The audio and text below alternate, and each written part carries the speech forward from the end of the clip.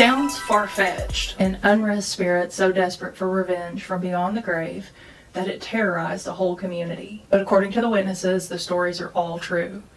This is the story of Kentucky's killer ghost. Carl Pruitt, a man who lived in Pulaski County in the late 1930s, arrived home from work one day to find his wife cheating on him. The lover escaped, but the wife wasn't quite so lucky, and in a fit of rage, Carl took her life, using a chain as the murder weapon. Once he realized what he'd done, he then took his own life. At the request of Carl's family, he and his wife were buried in separate cemeteries, and almost immediately after his burial, strange things began to happen. Visitors to the cemetery claimed that the grass died around Carl's grave, then a pattern of discoloration emerged on his actual gravestone. Those who saw the strange exhibit were very frightened and insisted authorities remove Carl's gravestone altogether. Their request was, however, denied. Now, of course, the collective anger of the community over such a heinous crime could have just been manifesting in the form of pareidolia. But then things took an even stranger turn. One day, a group of boys rode their bicycles up to the graveyard, and all of them stood around and watched as one of the boys vandalized Carl Pruitt's grave.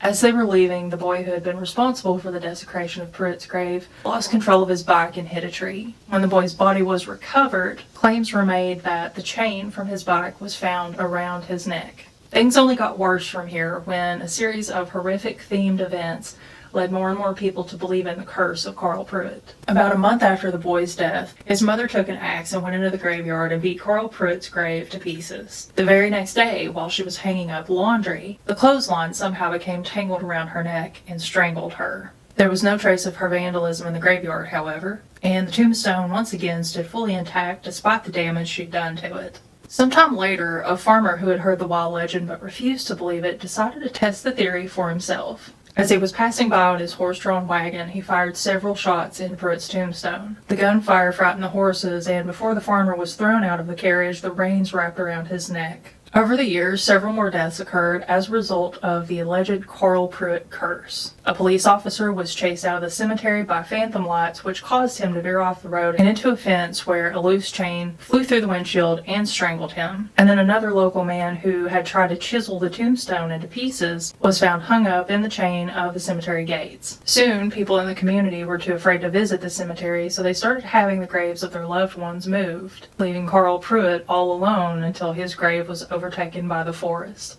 It's said that in the 50s, a strip mining company came through and literally plowed over Pruitt's grave, effectively ending the reign of Kentucky's killer ghost. Follow for more spooky stuff. Brown Ridge in Elliott County was named in the mid-1800s for the prominent Brown family who settled in the area around that time. But out on Brown Ridge, deep in a valley close to Big Caney Creek, and separate from the Brown family property, there was once a small dwelling owned by the Abbott family. Little is known about this family or about how long they lived there, but even still, the property came to be known as the Abbott House. Then sometime after the Abbott family had moved on, the Henry Jenkins family moved in.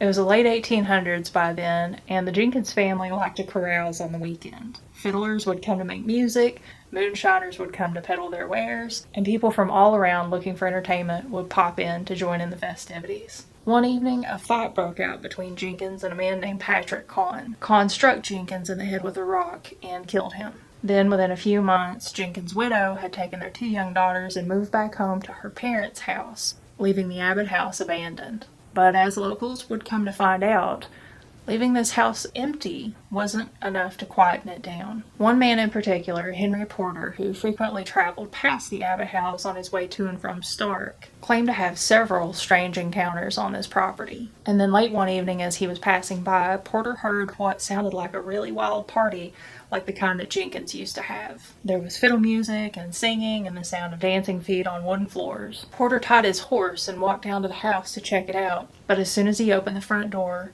the lively sounds disappeared. The warm light from the windows gone, and before him was nothing but a cold, dark, empty room.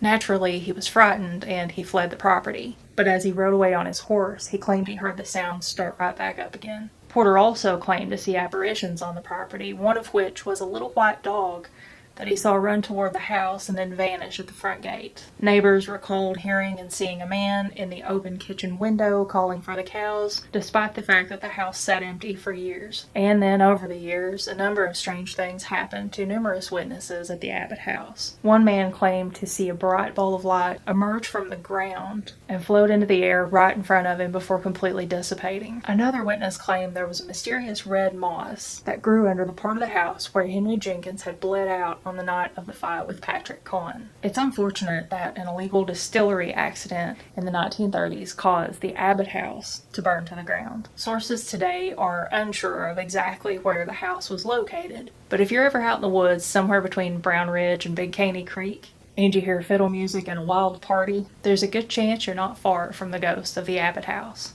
Follow for more spooky stuff.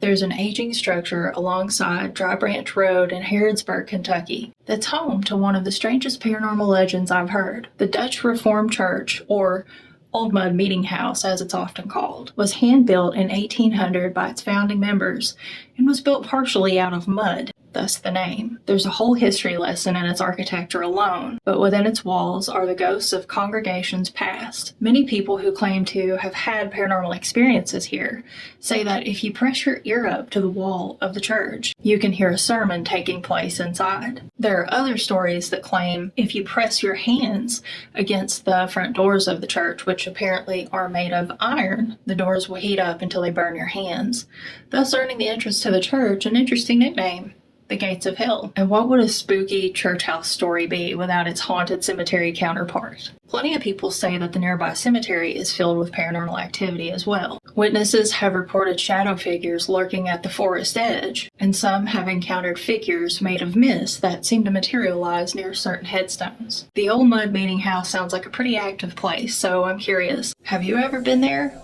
Do you have any strange stories about it? Leave me a comment and let me know. And don't forget to follow for more spooky stuff.